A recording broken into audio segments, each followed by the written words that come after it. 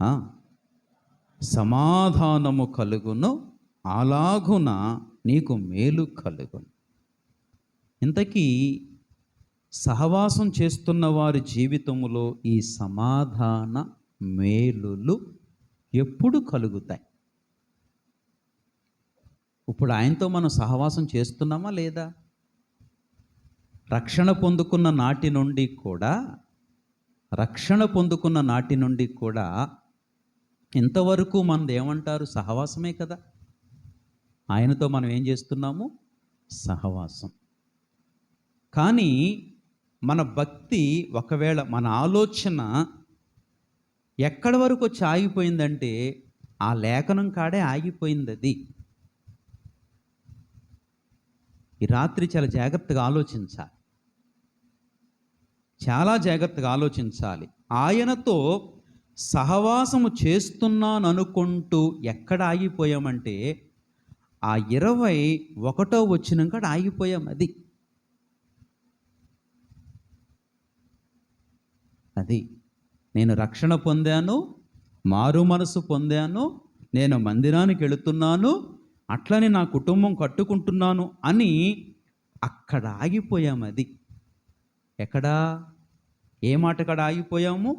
ఆయనతో సహవాసము చేసిన ఎడల, అంటే సహవాసనం చేస్తున్నాము అని అక్కడ ఆగిపోయాం. అది అక్కడ నుంచి ఒక్క అడుగు ముందుకేయట్లేదు. అది ఇంతకీ ఆయనతో సహవాసం చేయటం అంటే అర్థం ఏంటో తెలుసునా?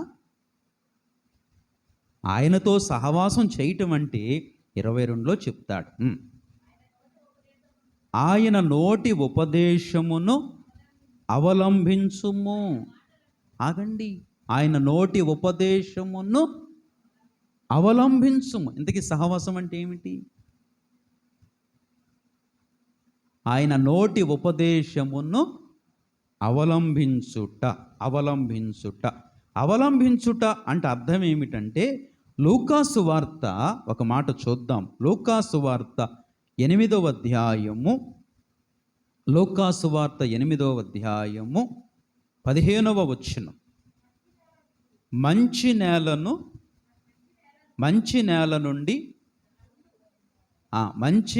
నుండి విత్తనమును పోలిన వారెవరనగా, యోగ్యమైన మంచి మనసుతో వాక్యము విని దానిని అవలంబించి ఓపికతో ఫలించువారు. ఇది సహవాసం అంటే. చాలాసార్లు ఆ వచనాన్ని చదువుకుని సంతోషపడిపోయి, సంబరపడిపోయి, సంకలు కొట్టేసుకుని, ఆదివారం వస్తే మందిరానికి వెళ్ళిపోతానండి, మేము ఎక్కడ ఉండం, మందిరానికి వెళ్ళిపోతాం అనుకుని సంకలు కొట్టుకున్నాం. అది కానీ అవలంబించుట అంటే అర్థం ఏమిటి? దేవుని వాక్యం చెప్తోంది. అవలంబించుట అంటే మంచి నేల నుండి, చూసారా మాట, మంచి నేల నుండి విత్తనములను పోలిన వారెవరనగా. ఈ రాత్రి మన హృదయం ఏ నేల? ఈ రాత్రి మన హృదయం ఎలాంటి నేల? విని విడిచిపెట్టే నేల, రాతి నేల, లేకపోతే పక్షులు ఎత్తుకుపోయే నేల? ఈ రాత్రి ఏ నేలగా ఉండాలి? ఆయనతో సహవాసం చేయటం అంటే అర్థం ఏమిటి? ఈ రాత్రి ఎందుకు వచ్చాము? ఇక్కడికి ఊరికనే వచ్చామా? లేదు. ఇదిగో విత్తువాడు విత్తుతున్నాడు, విత్తనాలు విత్తుతున్నాడు, వాక్యపు విత్తనాలు విత్తుతున్నాడు, జీవమనే విత్తనాలు విత్తుతున్నాడు, పరసంబంధమైన విత్తనాలు విత్తుతున్నాడు, మనుష్య కుమారుడు విత్తుతున్నాడు ఈ రాత్రి. అయితే ఏ నేలగా ఉండాలంటే అక్కడ అంటాడు, మంచి నేల నుండి విత్తనములను పోలిన వారెవరనగా, యోగ్యమైన మంచి మనస్సుతో. ఎలాంటి మనస్సు? ఈ రాత్రి మన మనసు ఏంటో ఆలోచించాలి. సార్, ప్రతీది ఎలా ప్రశ్నార్థకంగా ప్రభు మాట్లాడతాడు? ఈ రాత్రి దేవుని సన్నిధికి వచ్చిన మన మనసు ఎలాంటిది? మన మనసు ఎలాంటిది? దేవుని వాక్యానికి చోటు లేకుండా, దేవుని వాక్యాన్ని నెరవేర్చే స్థితి లేకుండా మనం ఎంత మంచివారమైనా దేవుని దృష్టికి ప్రయోజనము కాదు. యెషయా భక్తుడు అన్నాడు, మీ క్రియలన్నయు ఆయన దృష్టికి మురికి గుడ్డలాయెను. దేవుని వాక్యానికి చోటు లేకుండా ఏవండి మనకున్న భూమంతా తలకో సెంటు రాసేయచ్చు. ఎవరు రాస్తారు అలాగా? దేవుని వాక్యానికి చోటు లేకుండా తలకో ఇల్లు కట్టించేయచ్చు. దేవుని వాక్యానికి చోటు లేకుండా హాస్పిటల్స్ కట్టొచ్చు. ఏవండి తర్వాత రకరకాల సేవా సమితిలు ఏర్పాటు చేయొచ్చు. ఎన్నో గొప్ప కార్యాలు చేయొచ్చు. కానీ దేవుని దృష్టికి అది ఎలాంటి మనసు కాదు అది. అవును,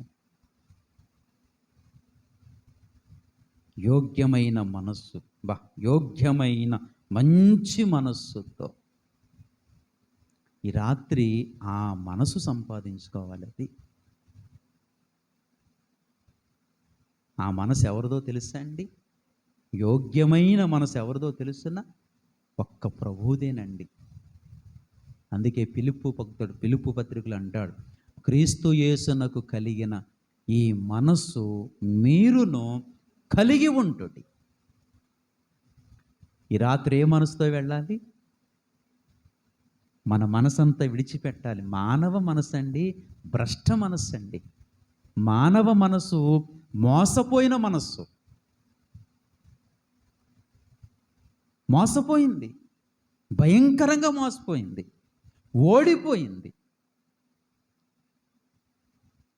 మోసపోయిన మనస్సు, ఓడిపోయిన మనస్సు, పాపములో పడిపోయిన మనస్సు.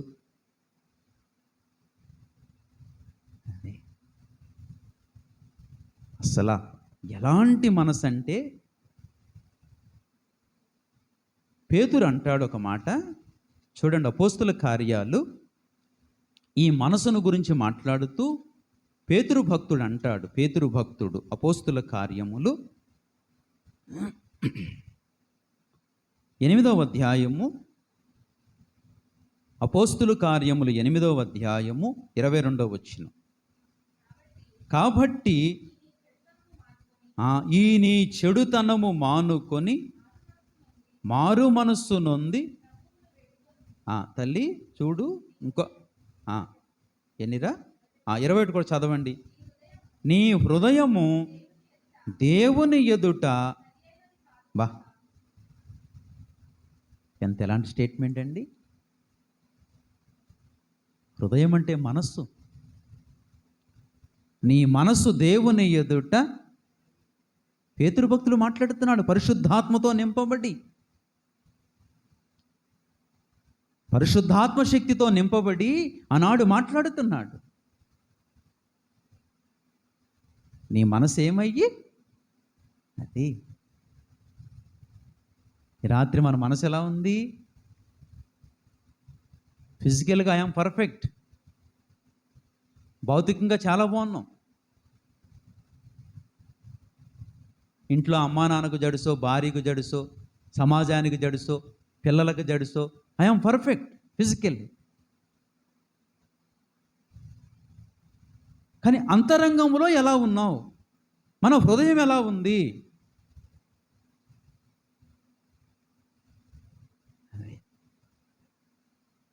పేతురు భక్తుడు అంటున్నాడు, నీ హృదయము దేవుని ఎదుట. ఈ రాత్రి దేవుని ఎదుట ఎలాంటిది మన హృదయం? అదే, ఒక వ్యక్తిని ప్రేమించలేము ఏవండి, ఒక వ్యక్తిని క్షమించలేము, ఇంకా ఏవేవో వెతుక్కుంటూ ఉంటాము ఏవండి. నీ హృదయము దేవుని ఎదుట సరి అయినది కాదు గనుక ఈ కార్యమందు నీకు పాలు పంపులు లేవు. కాబట్టి ఈ నీ చెడుతనమును మానుకొని మారు మనస్సు నొంది ప్రభువును వేడుకొనుము. ఒకవేళ నీ హృదయాలోచన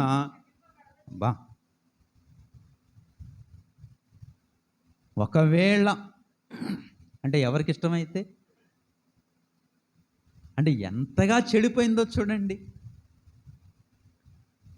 ప్రతి మానవుని హృదయం ఎంతగా చెడిపోయిందో చూడండి. అది ఎంతగా చెడిపోవడానికి ఇది ఎప్పటి నుంచి చెడిపోయిందో తెలుసునా? ఇది ఎప్పటి నుంచి చెడిపోయిందో తెలుసునా అండి? ఆదికాండము, దయచేసి రావాలి, ఆదికాండము 6వ అధ్యాయములో దేవుడు మాట్లాడతాడు. 6వ అధ్యాయంలో దేవుడు మాట్లాడతాడు. 5వ వచనం, నరుల చెడుతనము భూమి మీద గొప్పదనియు వారి హృదయము యొక్క తలంపులలోని ఊహ అంతయు ఎల్లప్పుడూ కేవలము చెడ్డదని యెహోవా చూచి. ఎంత రాడు తేరిపోయిందండి. ఏనాటి నుండి? అసలు ఈ మాటలు, ఇలాంటి మాటలు ప్రభువు మాట్లాడుతుంటుంటే ప్రభువుకి ఏమి సమాధానం చెప్తామండి?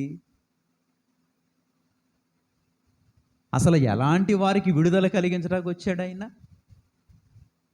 ఎలాంటి వారిని వివాహేతగా చేయడానికి వచ్చాడు ఆయన? అసలు ప్రభు ప్రేమ ఆశ్చర్యం అండి. ప్రభు ప్రేమ ఆశ్చర్యం. ఎంత ఆశ్చర్యాన్ని కలిగిస్తోందో, ఎంత ఆనందాన్ని కలిగిస్తోందో. ఇలాంటి దౌర్భాగ్యులమైన మనల్ని ఆ పరిశుద్ధుడైన కుమారుడికి భార్యగా చేయటం. ఇదిగో ఇదంతా అలంకరణ. ఈ విడిది గదిలో ఈ పెండ్లి కుమార్తెకి ఇదంతా అలంకరణ. ఇదంతా అలంకరణే. అది మురికీలు వేస్తున్నాడు, హస్తకంకణాలు వేస్తున్నాడు, వడ్డాణం వేస్తున్నాడు, నగలేస్తున్నాడు. ఇదంతా అలంకరణ.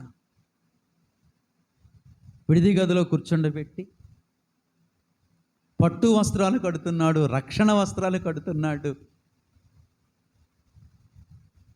ఎప్పటికప్పుడు మన రక్షణ వస్త్రాలు ఏం చేస్తున్నాడు? పరిశుద్ధపరుస్తున్నాడు. ఈ గదిలో కూర్చోబెట్టి కేవలము చెడిపోయిన హృదయము గలవారిని పరిశుద్ధ హృదయముగా మార్చుట కొరకు, అంటే దేవుని మనస్సుతో సమానంగా చేయుట కొరకు, యాజ్ ఇట్ ఈస్, నీకేమాత్రం తక్కువ కాకుండా, ఎవరి మనసుతో తక్కువ కాకుండా అంటే యేసుక్రీస్తునకు కలిగిన ఆ మనసుకు ఏమాత్రం కూడా తక్కువ కాకుండా దేవుడు సిద్ధపరుస్తున్నాడు ఇక్కడ. అందుకని ఆయన మందిరానికి రావాలి, ఆయన వాక్యాన్ని వినాలి, కంఠభూషణంగా దాన్ని ధరించుకోవాలి. ఇదంతా అలంకరణే ప్రియులారా. అయితే ఈ దృశ్య ప్రపంచంలో, దృశ్యలోకంలో కనబడేది కాదు, కానీ ఈ ఆభరణాల విలువ, ఈ ఆభరణాల యొక్క సౌందర్యము ఏ లోకంలో కనబడుతుందంటే ఆ నిత్యలోకంలో కనబడుతుంది. ఇదంతా కూడా అదృశ్యమైన మరి అదినేవనాలి, అదృశ్యమైన అలంకరణ. హృదయాన్ని సిద్ధపరుస్తున్నాగా. ఎంత గొప్ప ప్రేమ అండి దేవునిది, ఎంత గొప్ప ప్రేమ అండి. ఏ యోగ్యత లేని మనలను ఆయనతో సమానముగా చూసారా? ఎంతగా చెడిపోయిందట. నరుల చెడుతనము భూమి మీద గొప్పదని. ఎంత గొప్పదో! చెడిపోయిన స్థితి ఎంత గొప్పదో కదా. చెడిపోయిన స్థితి ఎంత గొప్పదో తెలుసునా? ఎంత గొప్పదో అంటే ఇదేదో చంకలు కొట్టుకునేంత గొప్పది కాదండి. ఎంత గొప్పదంటే దయచేసి రండి, ఆదికాండము 4వ అధ్యాయము ఇది ఎంత గొప్పదో చెప్తున్నాడు చూడండి. ఏమండి, 8వ వచనం చదవండి. కయీను తన తమ్ముడైన ఏబేలుతో మాటలాడెను. వారు పొలములో ఉన్నప్పుడు కయీను తన తమ్ముడైన ఏబేలు మీద పడి, బా ఎంత గొప్పది, ఎంత గొప్పదండి. కనికరించలేని స్థితి. ఎవరని? తమ్ముడని, సోదరుడని, సహోదరుడని. సహోదరుడు, సహోదరుడు అంటే అర్థం ఏమిటి? సహ ఉదరము నుండి వచ్చినవాడు. అందుకే సహోదరుడు, సహోదరి. సహా ప్లస్ ఉదరము. అది ఒక్క ఉదరము నుండి వచ్చారు, ఒక్క ఆదాము కడుపు నుండి వచ్చారు. కనికరించలేకపోయాడది, కృప చూపలేకపోయాడది, దయ చూపలేకపోయాడది. మంచి మాటలు చెప్పి తీసుకెళ్ళి పొలంలోకి కొట్టి చంపేశాడు అది. అందుకే అన్నాడు, నరుల చెడుతనము భూమి మీద గొప్పది. గొప్పదంటే బహుమతి తెచ్చుకునేది అనుకోకండి. అది కిరీటం తెచ్చుకునేదో, బహుమానం తెచ్చుకునేదో అనుకోకండి. అది కొన్ని సందర్భాల్లో పోలిక భాష చెప్తూ వచ్చాడు. మత్తయి సువార్తకు వచ్చేసరికి మరి దాని పాటు గొప్పదంటాడు. ఎక్కడా? ఇసుక మీద కట్టబడిన ఇంటి పాటు గొప్పదంటాడు. కూలిపోయింది అది.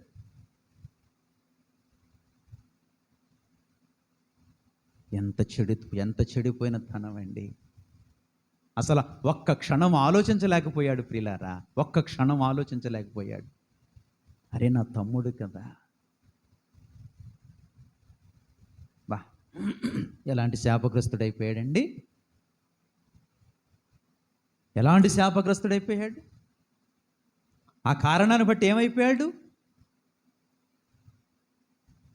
దేశ దిమ్మరైపోయాడు, దీవెన కోల్పోయాడు,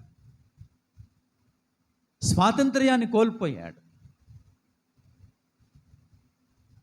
దేశ దిమ్మరై తిరుగుతూ వచ్చాడు. అది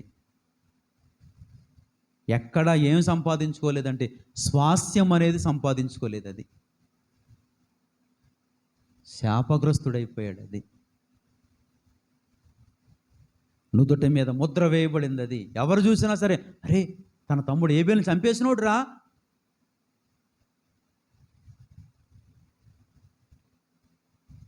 అది భూమి మీద స్వాస్థ్యము లేనివాడు, దేశదిమ్మరిగా తిరిగినవాడు.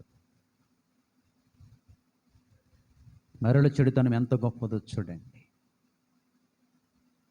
ఈ రాత్రికాల సమయంలో మన హృదయ స్థితి ఎలాంటిదో, ప్రభు ఎందుకు ఇంత ఘాటుగా మాట్లాడుతున్నాడో. అది మనం కూడా ఏ ఉదరము నుంచి వచ్చామంటే రకరకాల తల్లిదండ్రులకు పుట్టాం. నన్ను కన్న నా తల్లిదండ్రులు వేరు, బాహ్యంగా మిమ్మల్ని కన్న మీ తల్లిదండ్రులు వేరు.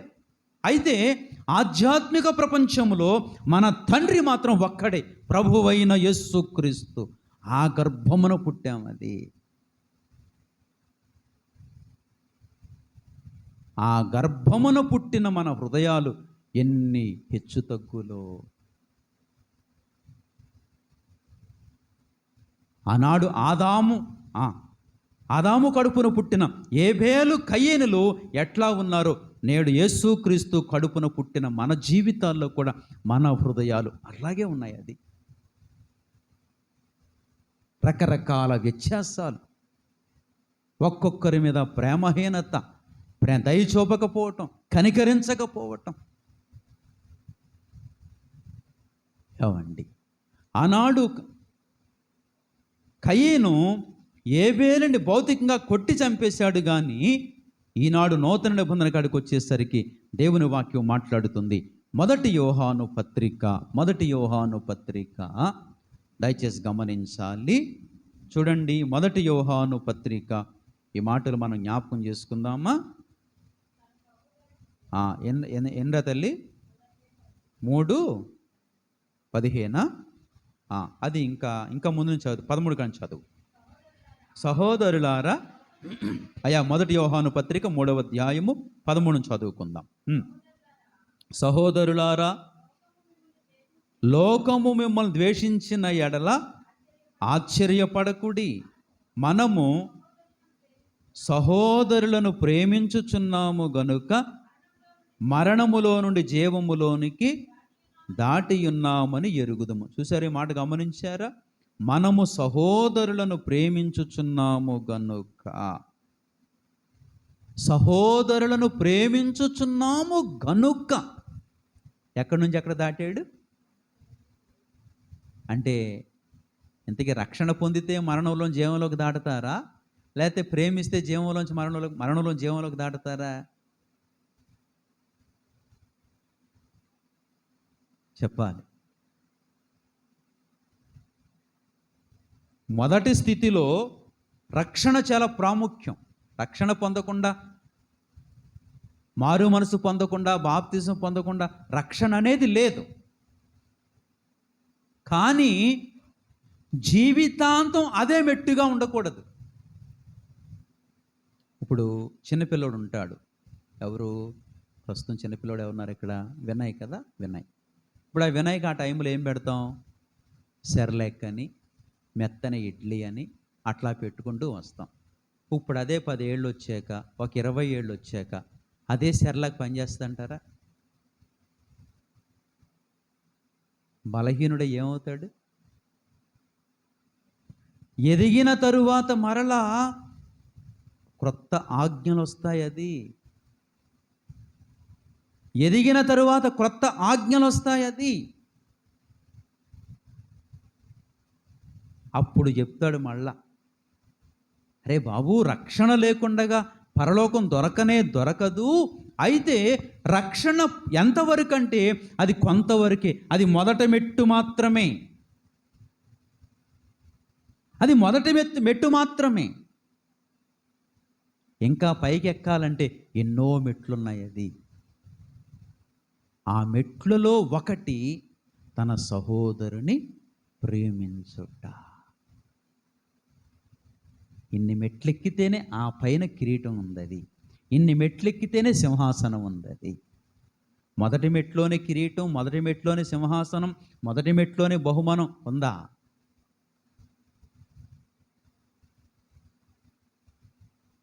రక్షణ ఎంత ప్రాముఖ్యమో ఆత్మకు, జీవితానికి, అట్లానే రక్షణ పొందిన తరువాత ఒక విశ్వాస యొక్క జీవిత యాత్రలో ఇది కూడా అంత ప్రాముఖ్యము. 14వ వచనము, మనము సహోదరులను ప్రేమించుచున్నాము గనుక.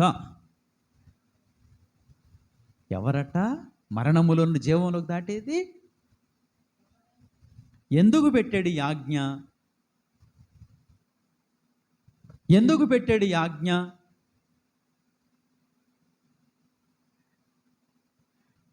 కదా, ఎందుకు పెట్టాడంటే ఈ ఆజ్ఞ, సంఘములోనే, కుటుంబములోనే దుష్టుడు పనిచేస్తాడు. వ్యక్తులను ప్రేమించలేని స్థితి వచ్చేస్తుంది గనుక, వ్యక్తులను ద్వేషించే స్థితి వచ్చేస్తుంది గనుక, ఇక ఆ ద్వేషము పెరగకుండునట్లు, ఆ యొక్క దుష్టత్వము పెరగకుండునట్లు అన్నాడు దేవుడు, నువ్వు ప్రేమిస్తేనే మరణములో నుండి జీవములోకి దాటినట్లు. ఇక అంతటితో అక్కడ ఏమైపోవాలి? ఇప్పుడు కరోనా వైరస్ వచ్చినోడికి ఏం ఇంజెక్షన్ ఇస్తున్నారు? అది రెమ్డెసివిర్. ఆ రెమ్డెసివిర్ ఇంజెక్షన్ చేసే పని ఏంటి? ఆ ఇన్ఫెక్షన్ అంతటితో ఆఫ్ చేస్తుంది, పెరగకుండా. ఈ ప్రేమ అనేది ఉంది చూశారు, ఈ ప్రేమ అనేది ఉంది చూశారు, ఈ ప్రేమ ఇంకా కఠినుడువు కాకుండా ఆపుతుంది. అది ఇంకా దుష్టత్వంలోకి వెళ్ళిపోకుండా, ఇంకా ద్వేషములోకి వెళ్ళిపోకుండా. అమ్మో, నా ప్రభు వాక్యం చెప్తోంది, ప్రేమించకపోతే నేను జీవములోకి వెళ్ళనట. అబ్బో, అసలైంది అది, కానీ ఇదెందుకు, ఇకొద్దు అని తిరిగి మరలా ప్రేమించడానికి, తిరిగి మరలా కరుణించడానికి, తిరిగి మరలా ఆ వ్యక్తితో సహవాసం చేయడానికి ప్రభు యాజ్ఞ పెట్టాడు. అదే లేకుంటే ఈ ఆజ్ఞ గనక లేకపోతే ద్వేషించుకుంటూనే వెళ్ళిపోతాం. ఎంతవరకు ద్వేషించుకుంటూ వెళ్ళిపోతామంటే మనం చచ్చేంత వరకు ద్వేషించుకుంటూ వెళ్ళిపోతాం. అది అప్పటికే చాలామంది అంటారు, నేను చచ్చిపోయిన నా శవాన్ని కూడా చూడటానికి రావడానికి వీల్లేదంటాడు. అది చచ్చిపోయి కూడా చూడొచ్చాడా? నన్ను ముట్టుకోవడానికి కానీ నన్ను చూడటానికి కానీ నేను చచ్చిపోయినా సరే రావడానికి వీల్లేదు. పగలు పెంచేసుకుంటారు, అది ద్వేషాలు పెంచేసుకుంటారు. అది ఇది పెంచుకోవటం వల్ల రక్షింపబడిన వ్యక్తి కూడా, ఆ వ్యక్తి యొక్క రక్షణ కూడా ఏమైపోతుందంటే వ్యర్థమైపోతుంది. అందుకే పెట్టాడు ఈ ఆజ్ఞ. అది యోహాను ఎంత అద్భుతమైన మాటలు మాట్లాడుతున్నాడండి. మనము సహోదరులను ప్రేమించుచున్నాము గనుక అది ఈ ప్రేమలో ఏముంది కదా? ఈ ప్రేమలో ఏముందంటే పేతురు భక్తుడు చెప్తాడు, దయచేసి గమనించండి. ఈ మాట చూస్తారా? ఏవండి, ఈ మాట మనం జ్ఞాపకం చేసుకుంటే బాగుంటుంది. దయచేసి ఈ మాట చూస్తారా? చూడండి, మొదటి పేతురు పత్రిక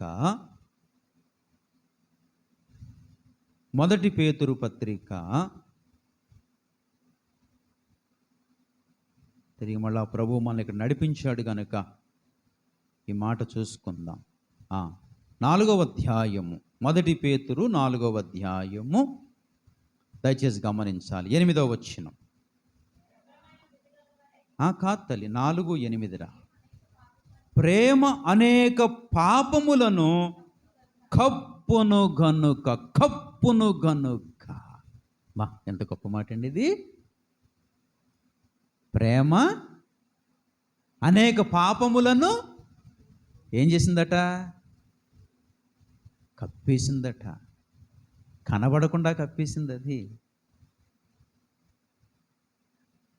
ఒక వ్యక్తి హృదయంలో ఉన్న ప్రేమతోనే కప్పబడతాయి ప్రియులారా.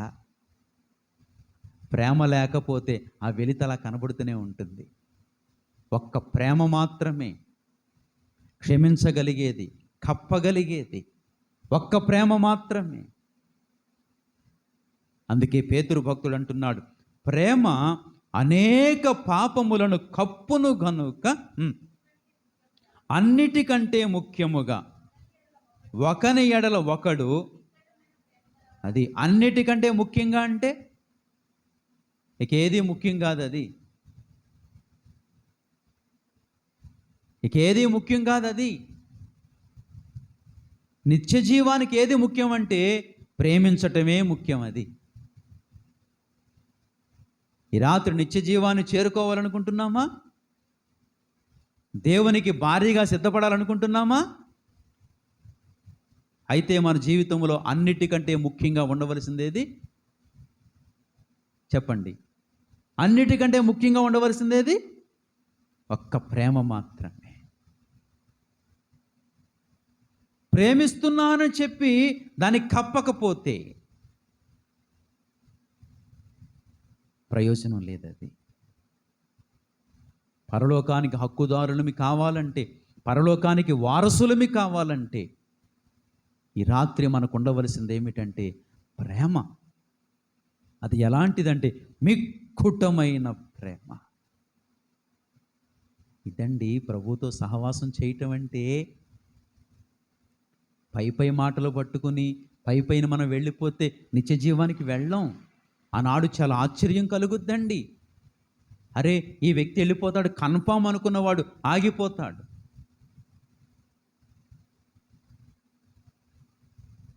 ఈ వ్యక్తి అంత ఆత్మీయుడేం కాదు అనుకున్నవాడు రేపొద్దు నిత్యత్వంలో కనపడతాడు. అది ఒక వ్యక్తిలో సంఘర్షణది. ఒక ఆధ్యాత్మిక జీవితంలో ఒక వ్యక్తిలో సంఘర్షణది. నిజంగా ప్రేమిస్తున్న మనము క్షమించమనడానికి అహమడ్డొచ్చేస్తుంది.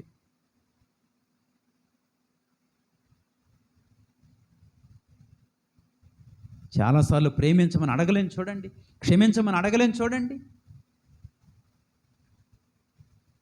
నేనేం తప్పు చేశానని, నేనేం పొరపాటు చేశానని.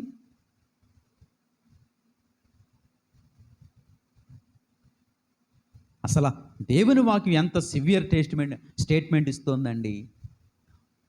నువ్వేదో తప్పు చేసావని కాదు క్షమాపణ అడిగేది. మత్తయి శుభవార్తలో ఒక అద్భుతమైన మాట మనకు చెప్తాడు కదా. దయచేసి చూడండి, మత్తయి శుభవార్త 5వ అధ్యాయము. మత్తయి శుభవార్త 5వ అధ్యాయము. ఏమండి, ఈ మాట మనం చూసుకోవాలి. ఈ మాట చదువుతారా? 24 లేదా 23. మత్తయి శుభవార్త 5వ అధ్యాయం 23. కావున నీవు బలిపీఠము నొద్ద నర్పణం అర్పించుచుండగా నీ మీద నీ సహోదరునికి విరోధమేమైనను కలదని అక్కడ నీకు జ్ఞాపకం వచ్చిన ఎడల అక్కడ బలిపీఠము ఎదుటనే నీ అర్పణము విడిచిపెట్టి మొదట వెళ్ళి నీ సహోదరునితో సమాధానపడుము, అటు తరువాత వచ్చి నీ అర్పణమును అర్పించుము. ఏదాప్యమంటున్నాడు? అర్పణము. ఇదిగో ప్రార్థిస్తున్నావు అనుకోండి, ప్రార్థిస్తున్నప్పుడు లోపల ఒక విషయం ఎదులుతుంది, సమాధానం లేకుండా ప్రార్థన చేస్తున్నాం. నీ మీద నీ సహోదరునికి ఏమున్నట్లు? విరోధమేమైనా. నీ మీద నీ సహోదరునికి. నువ్వు తప్పు చేయటం కాదు అసలు సంగతి. అరే, నేనంటే ఎందుకు ఆ వ్యక్తి అలా ఆలోచిస్తున్నాడు? నేనంటే ఎందుకు ఆ వ్యక్తి కిట్టనట్టుగా ఉంటున్నాడు? ఇదేదో దీన్ని తెగ్గొట్టుకోవాలి. అవతల వ్యక్తి హృదయంలో నా మీద ఎందుకు విరోధం ఉంది? మనకు లేదు, అవతల వ్యక్తికి మన మీద ఉంది.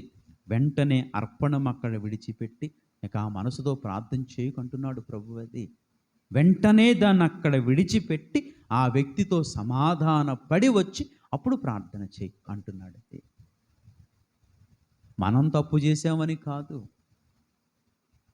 మన మీద ఆ వ్యక్తికి ఎలాంటి అపోహ వచ్చిందట?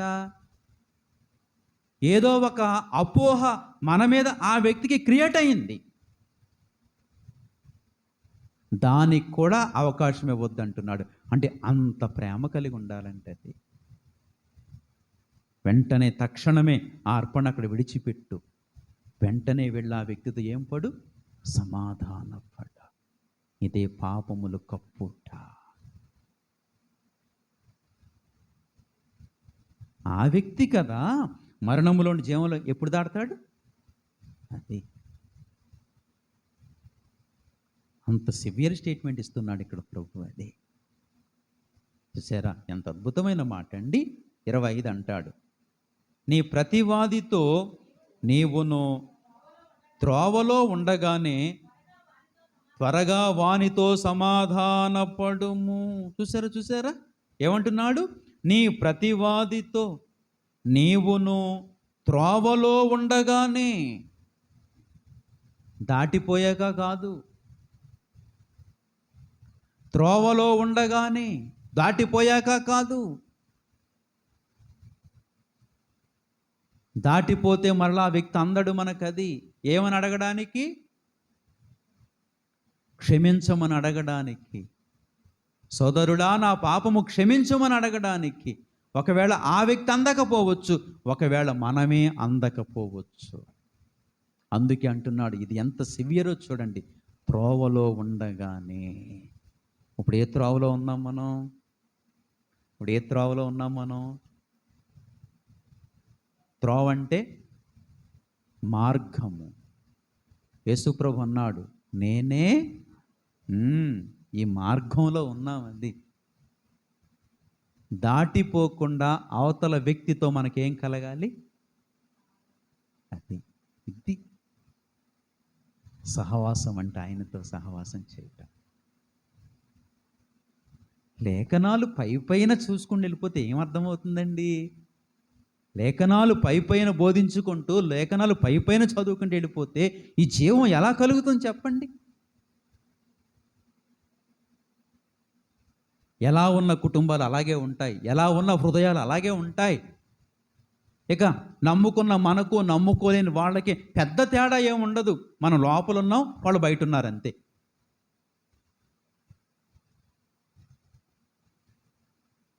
మనం లోపల ఉన్నాం అంతే, వాళ్ళు బయట ఉన్నారంతే. వాళ్ళకి మనకి పెద్ద తేడా లేదండి. అందుకనే సరే, మాట అర్థమైందా మీకు? నీ ప్రతివాదితో నీవు త్రోవలో ఉండగానే త్వరగా వానితో సమాధానపడుము. త్వరగా త్వరగా త్వరగా అనే మాట ఎందుకన్నాడు? లేకపోతే క్షమించు సోదరుడా అనడానికి మనం దాటిపోవచ్చు, లేదంటే అనడానికి ఆ వ్యక్తి దాటిపోవచ్చు. అప్పుడు ఆ శాపం ఏమైపోతుంది? ఉండిపోతుందంటే. భక్తిని ఎలా చెయ్యాలో దేవుని వాక్యం నేర్పుతుందండి కదా. ఎలా భక్తి చెయ్యాలో మనకు నేర్పిస్తోంది కదా. త్రోవలో ఉండగానే త్వరగా వానితో సమాధాన పడుము. లేని ఎడల ఒకవేళ నీ ప్రతివాది నిన్ను న్యాయాధిపతికి అప్పగించును. ఏ న్యాయాధిపతికి? నీతిగల న్యాయాధిపతికి. ప్రభు ఎవరు? ఈ సమాధాన పడితే, ఒకరికొకరు సమాధాన పడితే ఇక ఒకవేళ అతనికి అన్యాయం జరిగిందనో, అతనికి ద్రోహం జరిగిందనో, అతనికి తప్పు జరిగిందనో ఎక్కడికి వెళ్ళదంట ఆ సమస్య? న్యాయాధిపతి దగ్గరికి వెళ్ళదు అది. ఇక ఆయన యాక్షన్ తీసుకోక్కర్లేదు అది. నా బిడ్డలు వాక్యానుసారంగా సరి చేసుకుంటున్నారు అని ఇద్దరిని దీవిస్తాడు దేవుడు. అది లేకుంటే ఆ అన్యాయం జరిగిన వ్యక్తి, ఆ కడుపు మండిన వ్యక్తి, ఆ నిందనుభవించిన వ్యక్తి, అన్యాయంగా నిందనుభవించిన వ్యక్తి న్యాయాధిపతి దగ్గరికి వెళ్ళిపోతాడు. అది అప్పుడు ఏంటి, నా కుమారుడికి వాక్యం అర్థం కావట్లేదా, నా కృప అర్థం కావట్లేదా అని అప్పుడు ఆయన లేవవలసి వస్తుందండి. అందుకనే త్వరగా ఎందుకు క్షమించమని అడగాలి? ఈ వ్యక్తి ఆయన దగ్గరికి వెళ్ళక మునుపే. ఎంత లోతైన మాట అండి, ఎంత లోతైన మాట అండి అన్నాడు కదా. ఆ ప్రతివాది నిన్ను న్యాయాధిపతికి అప్పగించును, న్యాయాధిపతి నిన్ను బంట్రోతుకు అప్పగించును, అంతట నీవు చెరసాలలో వేయబడుదువు. చూసారు, కడపటి కాసు చెల్లించు వరకు అక్కడ నుండి నీవు వెలుపలకు రానేరవని. ఎంత సివియర్ స్టేట్మెంట్ అండి. ఒక ఇద్దరు వ్యక్తులు సమాధాన పడిపోతే ఇక ఈ ఇద్దరు వ్యక్తుల మధ్య ఇంకేముండదండి, ఇంకా ఎలాంటి ద్వేషం ఉండదు. పైపెచ్చు కౌగులించుకుంటారు. తిరిగి మళ్ళీ ఆత్మీయత కొనసాగుతుంది, ప్రేమ కొనసాగుతుంది. తిరిగి మళ్ళీ వీళ్ళిద్దరూ సమాధాన పడిపోతారా? త్రోవలో ఉండగానే. అదే, ఇది కదా ప్రేమ, ఇది కదా సహవాసం. అలాంటి సహవాసం కొరకే ప్రభు మనల్ని ఇక్కడికి పిలిచాడు. అదే, అలాంటి సహవాసం కొరకే ప్రభు మనల్ని పిలిచాడు. నిజంగా త్రోవలో ఉన్న వ్యక్తి నిజంగా ఎలాంటి వ్యక్తి అంటే కదా, మనం చదువుకున్నాం కదా. రండి పేతురు పత్రికలోకి వచ్చే ఆ వచనం చదువుకుని కదా ముందుకెళ్దాం. త్రోవలో ఉండగానే క్షమించమని అడిగే వ్యక్తి ఎవరంటే, ఎలాంటి ప్రేమ గల వ్యక్తి అంటే 8వ వచనం చదవాలి, 4:8. ప్రేమ అనేక పాపములను కప్పును గనుక అన్నిటికంటే ముఖ్యముగా ఒకని ఎడల ఒకడు మిక్కుటమైన ప్రేమ గలవారయుండు. అది త్రోవలో ఉండగానే సరి చేసుకునే వ్యక్తి, త్రోవలో ఉండగానే క్షమించమని అడిగే వ్యక్తి ఏ ప్రేమ గలవాడంటే మిక్కుటమైన ప్రేమ గలవాడు. క్షమించిన తరువాత, సమాధాన పడిన తరువాత, ఆ తర్వాత అన్నాడు 9వ వచనం, సనుగు కొనకుండా ఒకనికి ఒకడు ఎంత గొప్ప మాట ఇది. ఇక ఒక్క దెబ్బతో వాళ్ళిద్దరి మధ్యన పగ ఏమైపోద్ది? పగ ఏమైపోద్ది? ఆ కోపం కలిగిన వ్యక్తి అంటాడు, ఏంటి ఇలాంటి నన్న ఎంత ప్రేమతో నన్ను భోజనం పెడుతున్నాడు నాకు. అందుకేనండి కావలసిన వాళ్ళు అందరినీ భోజనానికి కేకేయడం కాదు, శత్రువులను కేకేయాలి భోజనానికి. దావీదు భక్తుడు ఏమన్నాడు? శత్రువుల ఎదుట నాకు దేవుని వాక్యం నెరవేర్చటం అండి. అది అవతల వ్యక్తి నిన్ను ఎంతగా ద్వేషిస్తోందో, అవతల వ్యక్తి ఒకవేళ ఎంతగా నిన్ను నిన్ను ప్రేమించకుండా ద్వేషించి అనేక చోట్ల నిన్ను అమ్మేస్తుందో, అలాంటి వ్యక్తి ఓహో ఇలాగా అని మనం కూడా గోసిపెట్టి, మనం కూడా మీసాలు దిద్ది రాని సంగ చూస్తాను అనకూడదు. ఆ వ్యక్తి దగ్గరికి వెళ్ళి చక్కగా ఇంటికి కేకేసి ప్రేమతో భోజనం పెట్టామనుకోండి, నేను తిడతన్నా, నువ్వు తిట్టినా పని నీకు పలవ పెడతాను అనాలి. అది నువ్వు తిట్టినా పర్లేదు, నేను నీకు మంచి పలవ పెడతాను, నీకు మంచి భోజనం పెడతాను, మా ఇంటికి రా, ఫోన్ చేయి. ఇది కదా ప్రేమ అంటే. నిజంగా ఇలాంటి మనసు ఎక్కడని చెప్పండి మనకి. సమాధానపరిచే దేవుని దేవాలయములో కూడా ఏదన్నా ఫంక్షన్లు వచ్చినప్పుడు పక్కన కూర్చొని భోజనం చెయ్యం.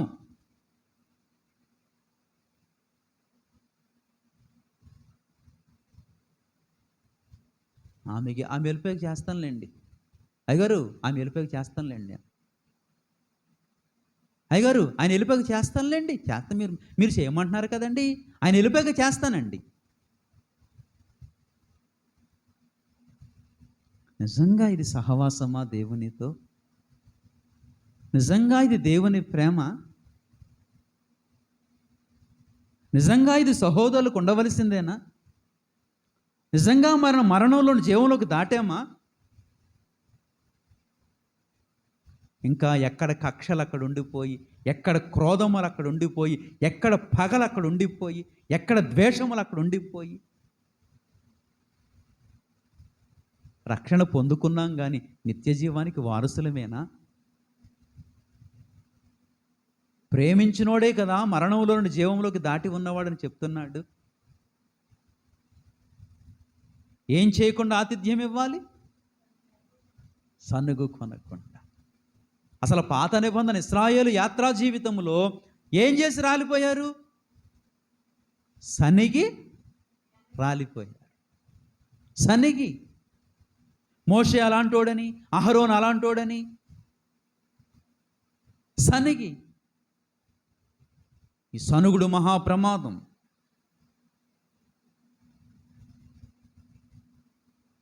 మన జీవితంలో కూడా చాలా సనుగుడు ఉంటుంది. సనుగుడు ఉండడానికి వీల్లేదు. అది భర్త మీద భార్యకు సనుగుడు కొన్ని సందర్భాల్లో భర్త మీద భార్యకు, భార్య మీద భర్తకు సనుగుడు. ఇక రకరకాల సందర్భాల్లో రకరకాల సనుగుడులు. జాగ్రత్త, రాలిపోతాం. సనుగుడు ఉండడానికి వీల్లేదు. సనుగుడు ఉంటే క్షమింపబడలేము. అక్కడ ఎంత అద్భుతమైన మాట అంటే, సనగకుండా ఒకనికి ఒకడు ఆతిథ్యము చేయుడి.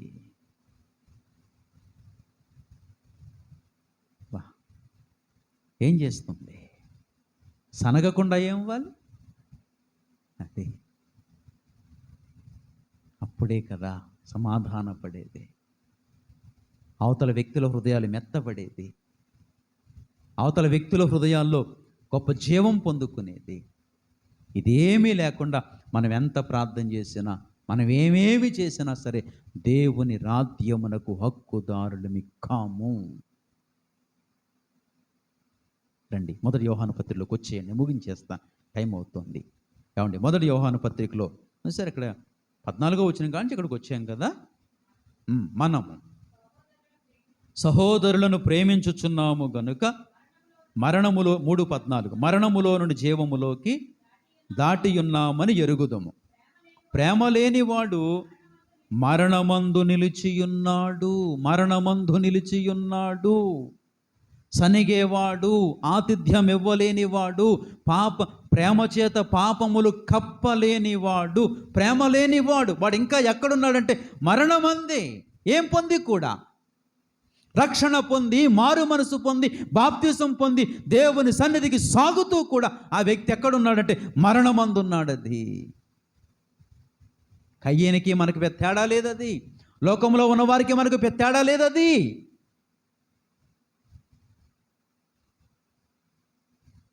ప్రేమ లేని వాడు మరణమందున్నాడు. ఎంత కఠినమైన మాట! గుండె బరువెక్కిపోతుంది ప్రియులరి మాట చెప్పడానికి. గుండె బరువెక్కిపోతుంది.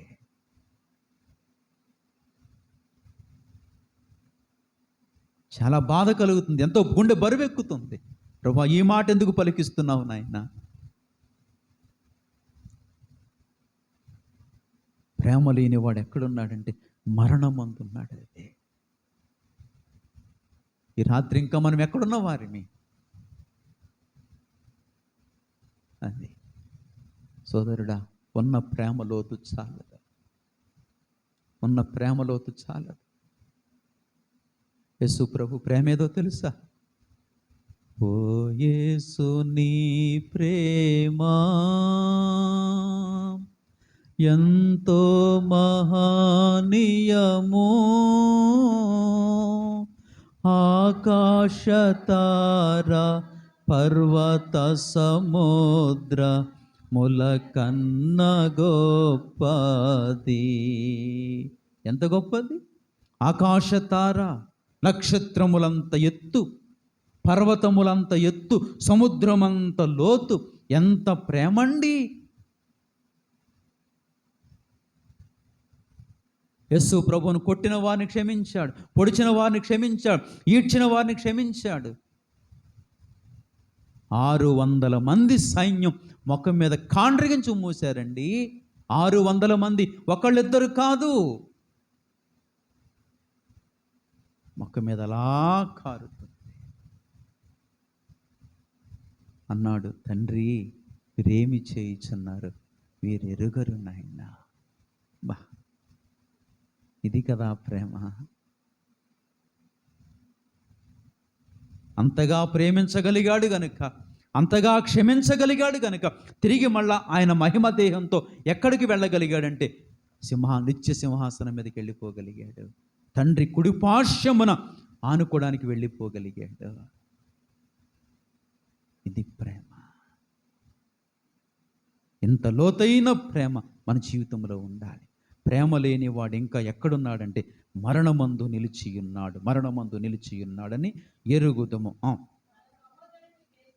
చూసారా, తన సహోదరుని ద్వేషించువాడు నరహంతకుడు, ఏ నరహంతకుని యందును నిత్య జీవముండదని ఎరుగుదుము. బబ్బబ్బబ్బబ్బా, ఈ మాటలకు భయపడాలి ప్రియులారా, ఈ మాటలకు భయపడాలి. తన సహోదరుని ద్వేషించువాడు. అది ఆనాడు కయ్యేను కొట్టి చంపాడు, కానీ ఈనాడు మనము ద్వేషించి చంపుతాం. అది గుండెలు పగిలిపోతాయి, గుండెలు పగిలిపోతాయి. ఒక్కొక్కసారి మనం ద్వేషిస్తూ ఉంటాము కదా, మనం ద్వేషించినప్పుడు ఆ ద్వేషణకు అవతల వ్యక్తి గుండె పగిలిపోద్ది. కయ్యేను వలె కొట్టి చంపక్కల్లా, కోసి చంపక్కల్లా, పొడిచి చంపక్కల్లా, కాల్చి చంపక్కల్లా. ద్వేషిస్తే చాలా చచ్చిపోతాడు ఆ వ్యక్తి. ఎందుకు అనేకులు మందు తాగి చచ్చిపోతున్నారు? ఎందుకు అనేకులు ఉరేసి చచ్చిపోతున్నారు? ఎందుకు అనేకులు రైలు కింద తలకాయలు పెట్టేస్తున్నారు?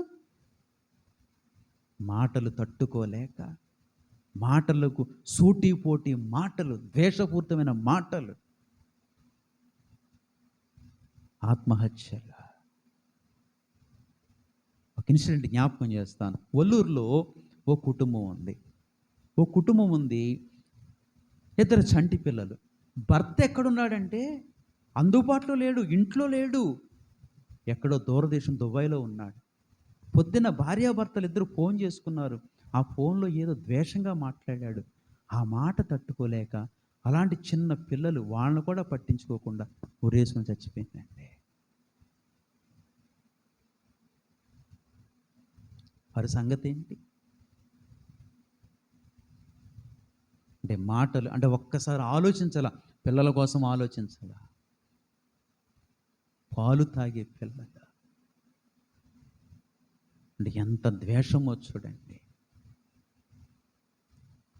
అతను అక్కడి నుంచి రాలేడు, ఆ పిల్లల్ని ఆదరించలేడు, నెత్తి నోరు బాదుకుంటున్నాడు.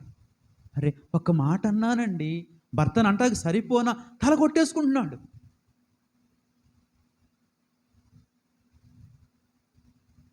అనాథలైపోయారు, తల్లి లేని పిల్లలైపోయారు, పాలు తాగి బ్రతకవలసిన వారు. దీనికి కారణం ఏమిటంటే ద్వేషము. అది ఒకరినొకరు అర్థం చేసుకోకపోవటం, మరణానికి వెళ్ళిపోయారంతే. ఆ పిల్లలను చూస్తుంటే కడుపు తరుక్కుపోద్ది అన్నమాట. పైగా క్రైస్తవులు, దేవుని పిల్లలు, దేవుని ప్రేమ ఏమర్థమైందని, దేవుని వాక్యం ఏమర్థమైందని, దేవుని ప్రేమ అనేక పాపములు కప్పునని గ్రహించలేకపోయారు, కుటుంబాన్ని కట్టుకోలేకపోయారు కదా. వారంది ఏముందంటే 15, తన సహోదరుని ద్వేషించువాడు నరహంతకుడు, ఏ నరహంతకుని యందును నిత్య జీవం ఉండదని ఎరుగుదుము. దేని కొరకు నిద్రాహారాలు మాని, ఎన్ని నిందలు వచ్చినా, ఎన్ని పనులున్నా మానుకుని ఎందుకు ప్రభువు కోసం సాగుతున్నాం? ఏ జీవం కొరకు సాగుతున్నాం? మరి ఆ నిత్య జీవం ఎప్పుడు ఉండదట? అది కావాలా మనకి, ఇది కావాలా?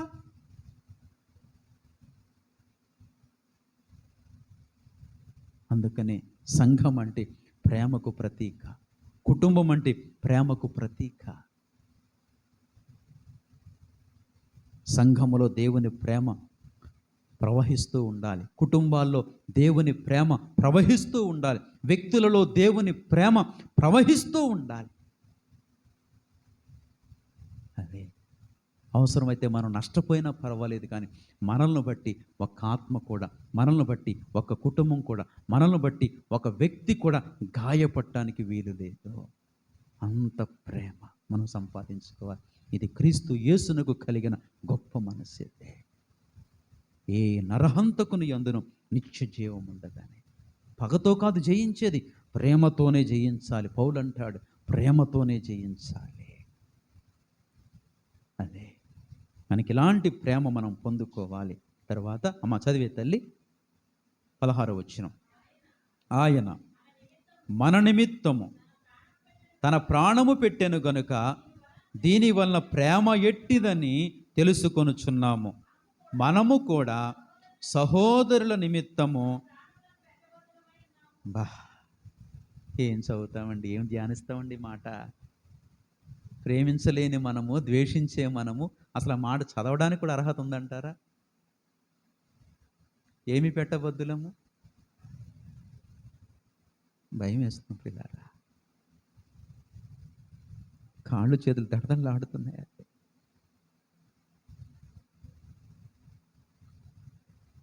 క్షమించలేని, ప్రేమించలేని మన బ్రతుకులో ఆ మాట చదవడానికి భయం వేస్తుంది.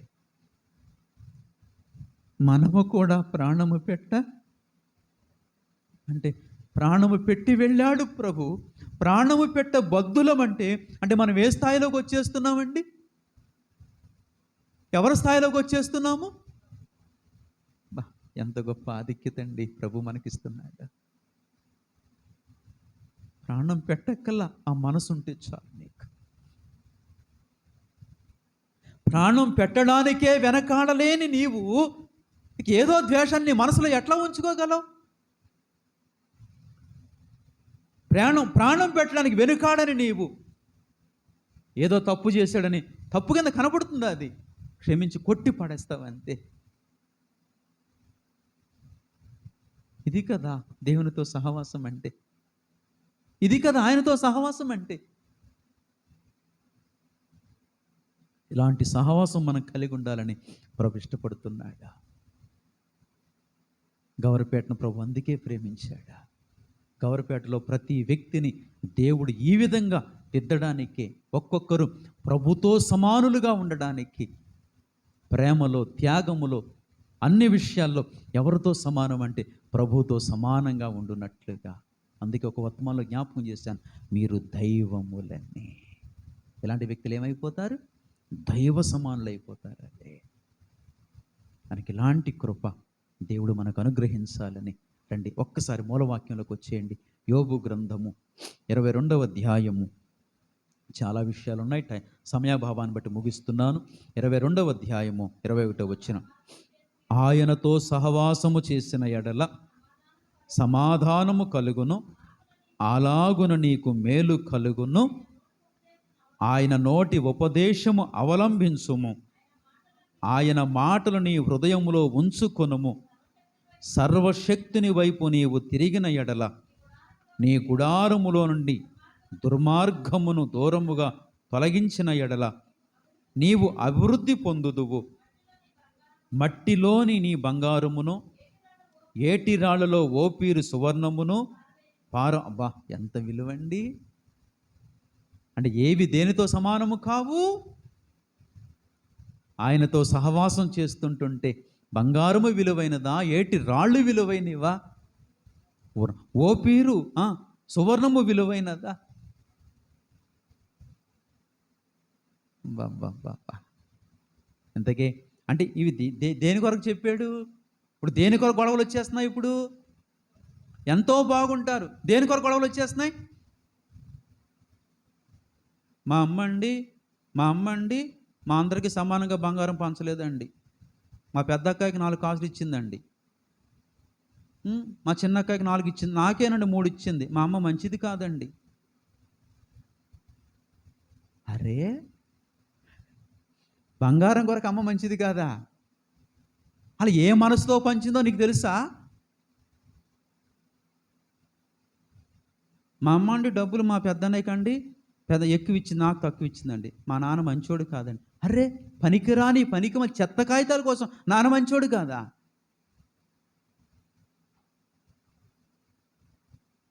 ఏమిటి మన ఆత్మీయత? ఏమిటి మన విశ్వాసము? ఏ స్థితికి ఎదగాలి? పారవేయగలిగినంత స్థితి. దేని కొరకు గొడవలు వస్తున్నాయి ఇప్పుడు? దేని కొరకు వివాదములు వస్తున్నాయి ఇప్పుడు? ఆ డబ్బు కొరకే కదా, ఆ బంగారం కొరకే కదా, ఆ రాళ్ల కొరకే కదా. అందుకని ఒక ఆత్మీయుడు ఎదిగితే వాటి మీద మనసు ఉండదు, పారవేయగలిగినంత. అలా పారవేయగలిగిన వ్యక్తిలో కోపమేముంటుందండి, ద్వేషమేముంటుందండి? ఎక్కడ చూసినా ప్రేమే తప్ప. పెద్దయ్య గారు అప్పుడప్పుడు చెప్తుంటారు, పంచదార చిలకలో ఎక్కడ చూసినా ఏముంటుంది? తీపే. ముక్కు కొరకండి, తీయగా ఉంటుంది. రెక్క కొరకండి, తీయగా ఉంటుంది. తోక కొరకండి, తీయగా ఉంటుంది. తన కాలు కొరకండి, తీయగా ఉంటుంది. ఇట్లా చెప్తూ అంటాడు, క్రైస్తవుడు ఏ పరిస్థితిలోనైనా దేవుని ప్రేమ కలిగి ఉంటాడు చెప్పారు. ఇవన్నీ పారవేయగలిగినప్పుడు, అంటే ఆ స్థితి నీకు నాకు రాగలిగినప్పుడు, అది ఇది సహవాసం. చేద్దాం ప్రియులారా, నిత్యరాజ్యాన్ని సంపాదించుకుందాం, నిత్యరాజ్యానికి వారసులం అవుతాం. కేవలము దేని కొరకు ఈ లోకంలోంచి బయటకు వచ్చామో, ఈ లోకమనే ఐగుప్తులోంచి బయటకు వచ్చి ప్రభు సంఘములో అడుగు పెట్టామో, దేని కొరకు ఎదురు చూస్తున్నామో దాన్ని ఖచ్చితంగా సంపాదించుకుందాం. ఏదేదో అడ్డు రాకూడదది. వాటన్నిటినీ కూడా ప్రేమతో కప్పేద్దాం. అది దేవుని ప్రేమతో, క్రీస్తు ప్రేమతో కప్పిపడేద్దాం. అదే అలాంటి కృప పరిశుద్ధాత్మ దేవుడు మనందరికీ అనుగ్రహించును గాక. ప్రార్థించుకుందాం పిల్లారా. ఈ రాత్రి ఇలాంటి విషయాలు వినటానికి ప్రభు మనల్ని నడిపించాడు కనుక ప్రార్థన చేసుకుందాం. చిన్న ప్రార్థన చేసుకుని ముగించుకుందాం.